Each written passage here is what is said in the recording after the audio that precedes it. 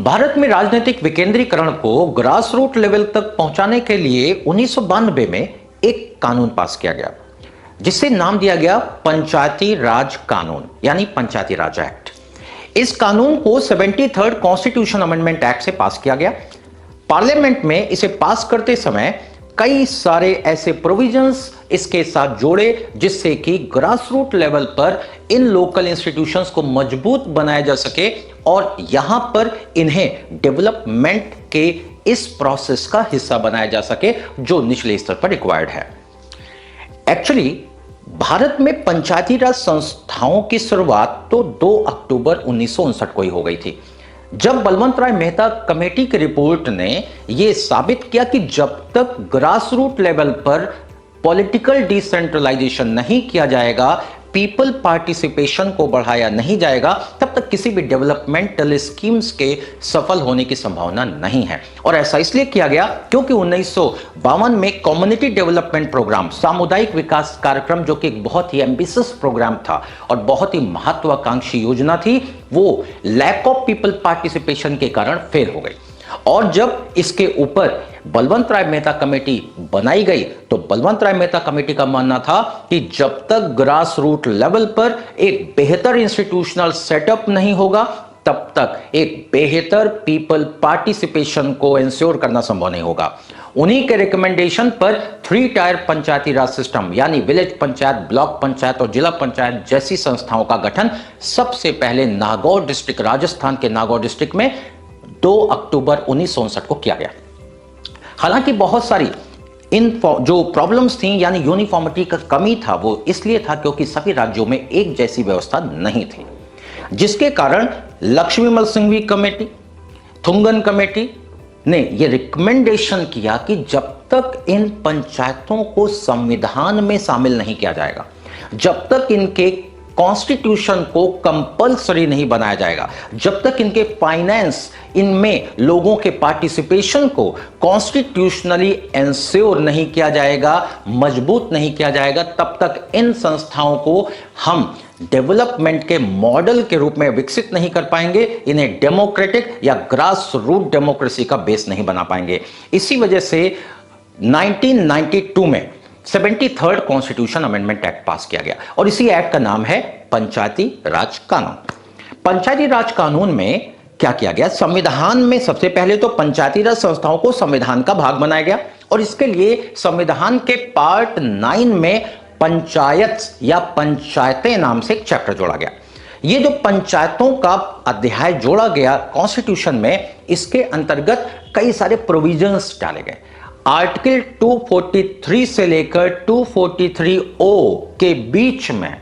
पंचायतों के गठन, उनके कंपोजिशन, उनके रिजर्वेशन ऑफ सीट्स यानी कि SC, ST, OBC महिलाओं के रिजर्वेशन के संदर्भ में मल्टीपल प्रोग्राम्स, मल्टीपल जो प्रोविजंस थे वो इंक्लूड किए गए, जिससे कि एक सोशल जस्टिस भी मेंटेन किया जा सके, समाज के सभी लोगों को इस प्रोसेस में शामिल करके ग्रास रूट लेवल पर एक ग्रास रूट डेमोक्रेसी को विकसित किया जाए। हालांकि इसी कानून के अंतर्गत कई सारे ऐसे प्रावधान लाए गए जिसमें पंचायतों को टैक्स लगाने का अधिकार देना, उनके लिए फंड की व्यवस्था करना, पंचायतों के रेगुलर इलेक्शन के लिए इलेक्शन कमीशन, राज्य निर्वाचन आयोग, स्टेट इलेक्शन कमीशन का गठन करना, उनके फाइनेंस को मजबूत करने के लिए और इस संदर्भ में उनके रिकमेंडेशंस को एक्सेप्ट करने के लिए एक ऐसी कमेटी बनाई गई यानी कि एक परमानेंट कॉन्स्टिट्यूशनल आयोग बनाया गया जिसका नाम दिया गया राज्य वित्त आयोग यानी स्टेट फाइनेंस कमीशन। इस तरह स्टेट फाइनेंस कमीशन का गठन करके पंचायतों की इकोनॉमिक और फाइनेंशियल स्थिति को मजबूत करने, उनकी स्टेबिलिटी को इंश्योर करने के लिए, उनके टर्म को फिक्स करने के लिए, उनका फ्री एंड फेयर इलेक्शन कराने के लिए प्रावधान किए गए और इसके लिए राज्य निर्वाचन आयोग यानी कि स्टेट इलेक्शन कमीशन का गठन भी किया गया। इसके अलावा पंचायतों के अंदर उनके फाइनेंशियल अकाउंटेबिलिटी को मेंटेन करने के लिए ऑडिट की व्यवस्था भी की गई।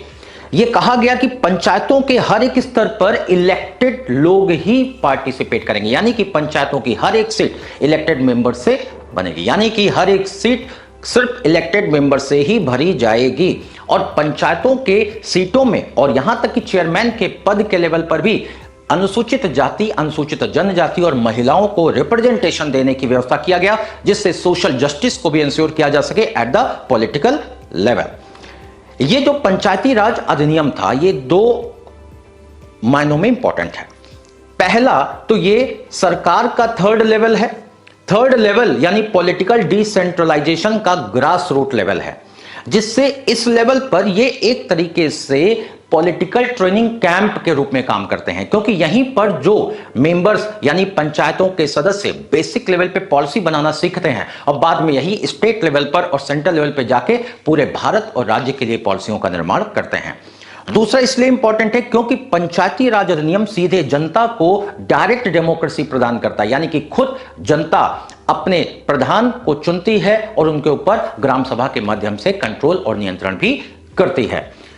पंचायती राज कानून 1992 यानी कि 73rd constitution amendment act 1992 actually ये लागू हुआ 24 अप्रैल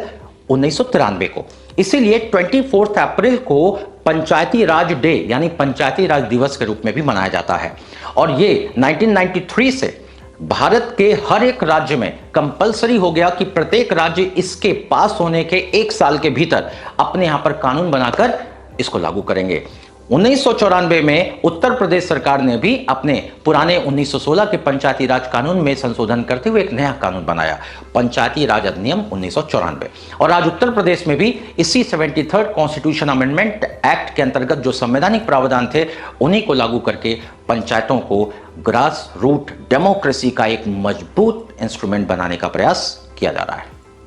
धन्यवाद।